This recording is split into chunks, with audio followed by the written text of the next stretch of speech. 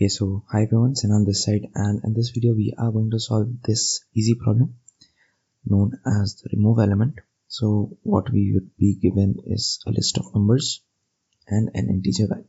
So what do we have to do is remove all the occurrences of this val in this nums array, and we have to do it in place. That means we cannot use a separate vector or separate array or a map to store these values, right? The order of the elements may be changed, then return the number of elements in nums which are not equal to val. Okay, so first what I do is I rearrange the elements of nums and keep track of how many times we have seen an element which is not val. So there are two ways, like one is the obvious way and the other one is a slightly advanced way. So what I do is let's say start with int I is equal to 0 and int j is equal to nums dot size minus 1. So we are going to use a two-pointer approach. So whenever we would be seeing the element val, we would do a swap, right? So while I is less than equal to j, right, what I do is I check if nums of I, right? So in some sort of test case, if you see, my I would be here, my j would be here. So if this I is equal to this val, then I swap this with the last element, right? And then decrease the j pointer by 1. So I would be here, but I won't increase the value of I because I can still have a 3 after swapping. So what I do is, again, I do a swap with this. So what would I have? I would swap this 3 with this 2. So in the end we would have 2 2 then 3 3 in this list, right? So we need to return 2, and the nums array should have elements placed like this. So if I say nums of I is equal to val, what I do is a swap between what? Nums of I and nums of j. But after swapping, like in this case 3 and 3, we need to decrease the pointer j, right? So we need to have all the all the numbers which are not equal to value in the initial few positions of the array, and all the vals in the end. So after I do this, I have to decrease my j pointer, right?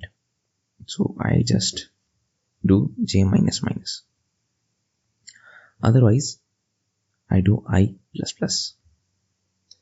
Why? Because if let's say I is at this position, I know that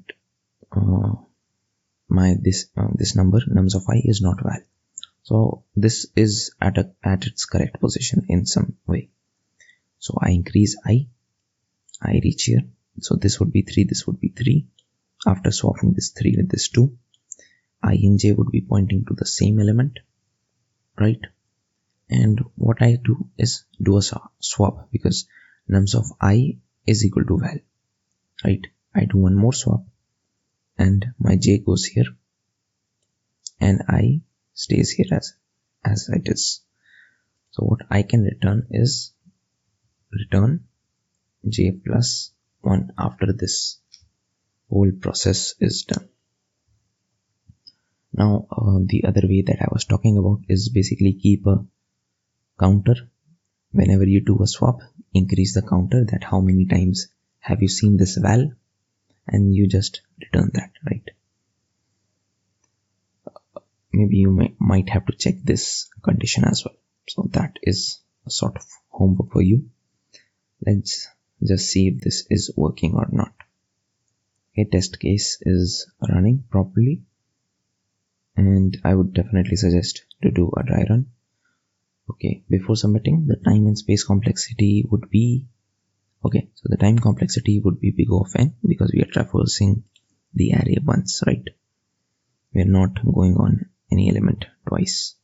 Like we are not iterating through the whole list again and again. So time complexity is big of n, space complexity is constant. We are not using extra space apart from the space that is already given in the nums array, right?